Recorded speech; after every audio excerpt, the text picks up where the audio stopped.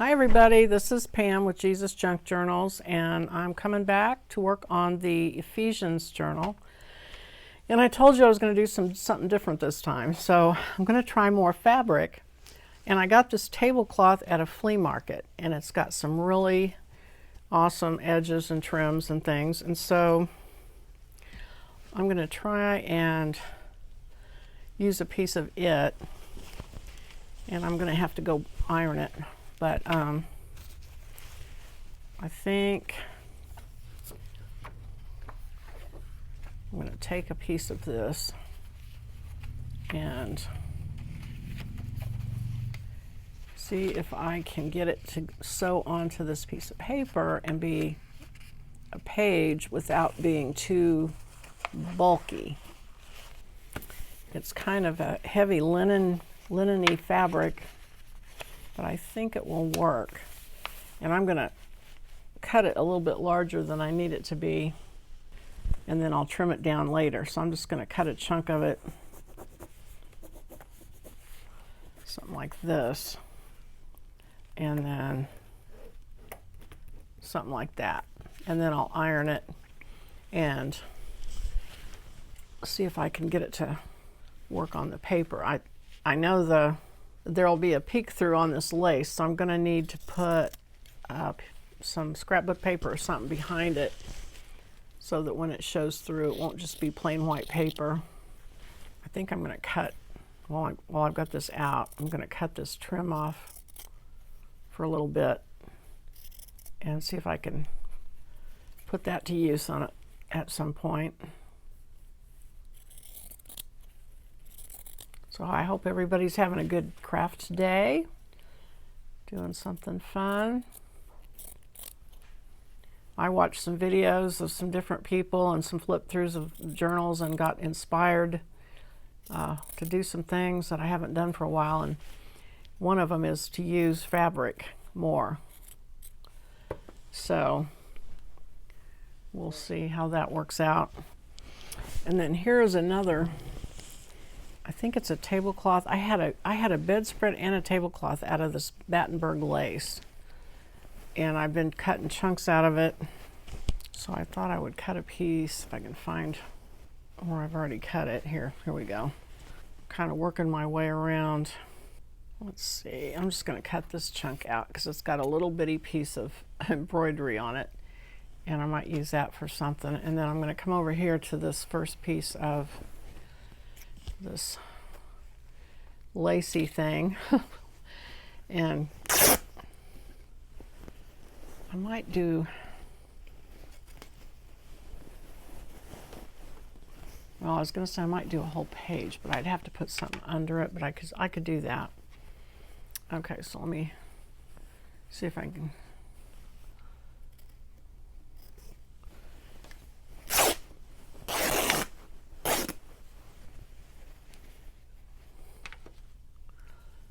Tear it wide enough.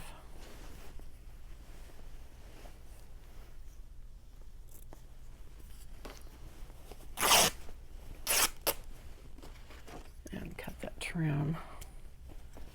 Okay. So there's that piece. And then I've been pulling out fabric. This is a pretty one. And I could cut a chunk of this. This was in a scrap thing at the quilt store. And let me see if I do a whole, if I want to do a whole page of that, how would that fit? Let's see.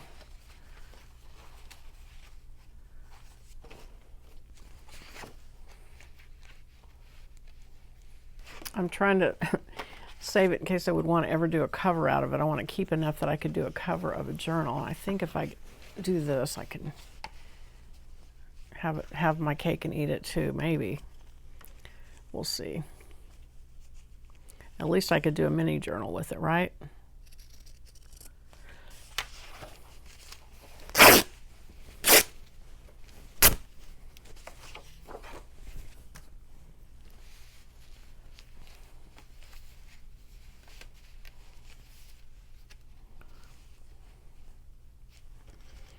I'm gonna allow just a little bit so I can fray it out, make fringe on the edge if I want to. And then this is just almost enough to do another one, but I'll find some use for it. Okay, so this could be the whole page. And I think this would look good with like a plain, I've got this handkerchief that I could put pockets over, and that would show up the pattern of that really well. So I'll iron that. This has got purple in it. I've used this for a cover before. So let's see if I make it go this way.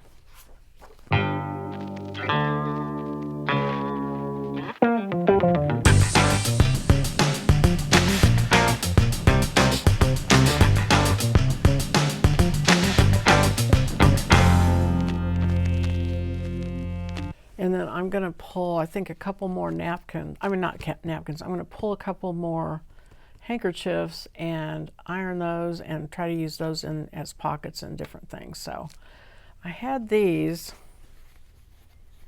and these might also be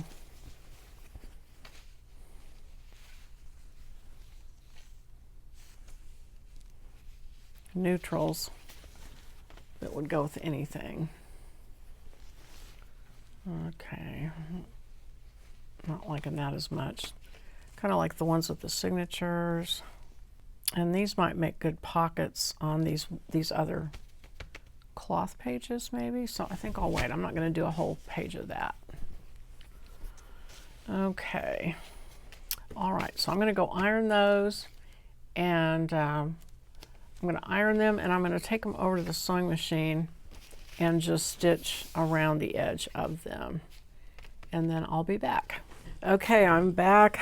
I got my pieces ironed.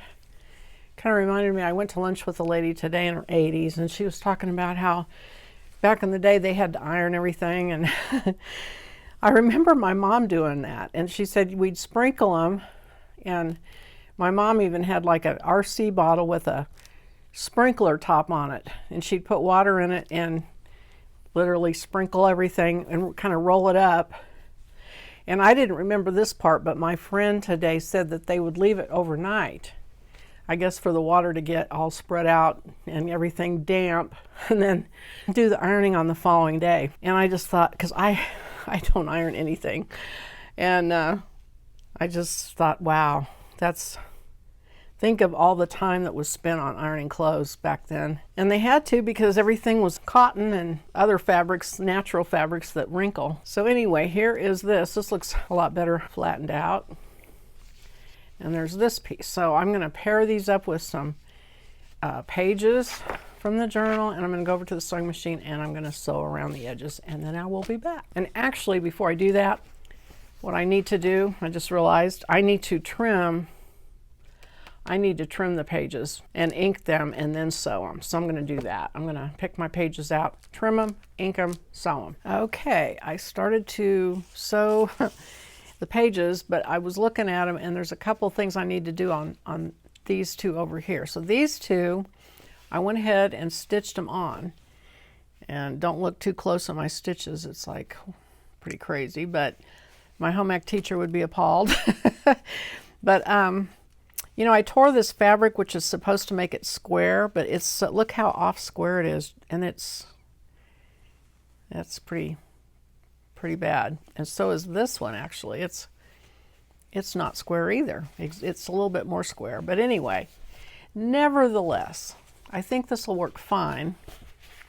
Got a wrinkle in that one, but I'm just going to have to live with that, I guess. I'm going to go ahead and fold these corners together here, and then fold them so I can see. And there's quite a bit of edge because I had cut the fabric with that white border around it. So I have extra. I could cut it off, but I think I'm going to leave it because I think it'll be okay. And it'll just add to it. And so then I came to this one, and I thought, well, I want this design at the top because most likely at the pocket, if there's a pocket, it'll be at the bottom. and I don't want to lose any of this, whatever this is called. I don't know what the word is for it, but I don't want to lose it. So I'm going to put it at the top. And I also want to make sure I get this big flower here on it. So I'm going to put it like this and just let it stick up, I think, a little bit over the edge. Didn't get that one ironed very good. And then I'm going to, over here, I'm going to cut around that piece there and leave a fringe edge here. But what I was contemplating is what to do about, I don't want that plain white behind it. And so what I'm going to do, I could glue paper behind it, but then I thought, well, it would be easier to just use some distress ink. So I'm going to use a dark distress ink, and I think I'll use purple since I know there's a lot of purple going on this journal. So I'm going to use the purple. There's a Dusty Concord, which is kind of a dull purple, it looks like. And then there's a bright purple that's Wilted Violet. And I don't know that you could even tell the difference, but I think I might use both of them just to see if it makes a difference, if it shows. So this is the bright one, and I'm just gonna, I don't even know for sure where all it'll show. And this is the dull one.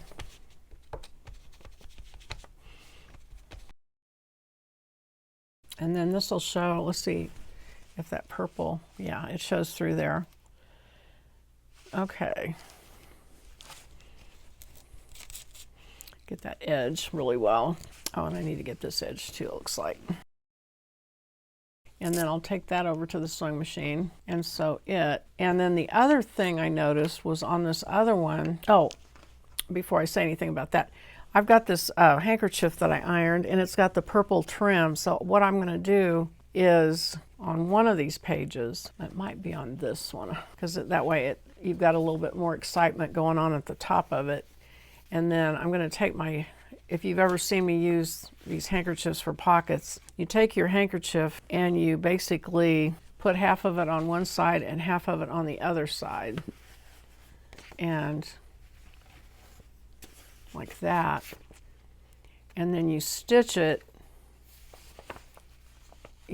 down the middle and across the bottom, and then you take this corner and you tuck it down like that, and then that makes a pocket on those pieces, and then on the back side the same thing here.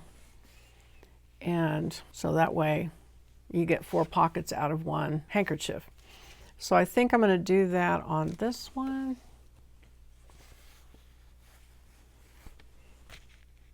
And I could turn it that way.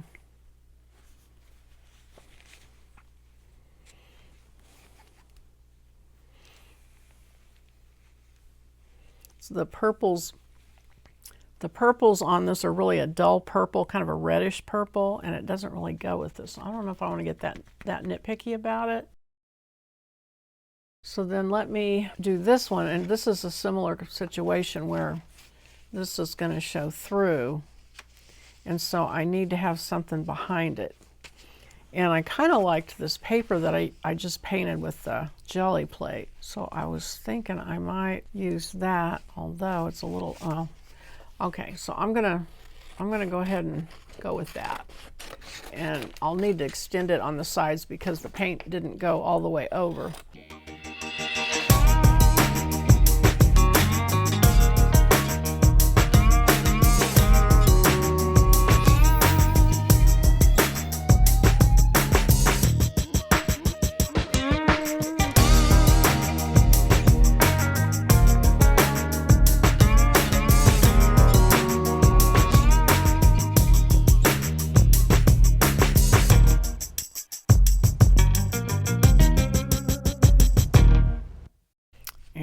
That'll work.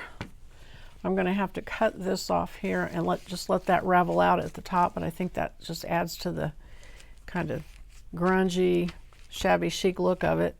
So I'm going to go ahead and stitch this on the machine, and then I'll be back. Okay, got those stitched on. And so I'm going to trim this off. So I'm just leaving about 1/4 inch of fabric, give or take. And okay, and that is pretty heavy. And it's also got a bit of a wrinkle to it, but I think it'll be okay. So that is going to be a different page for sure. Try to line my paper up as best I can. Oh my, this is going to be a thick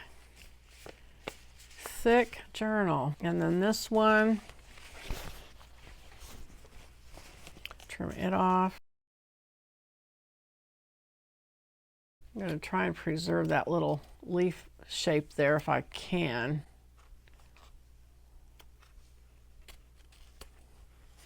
And the same over here.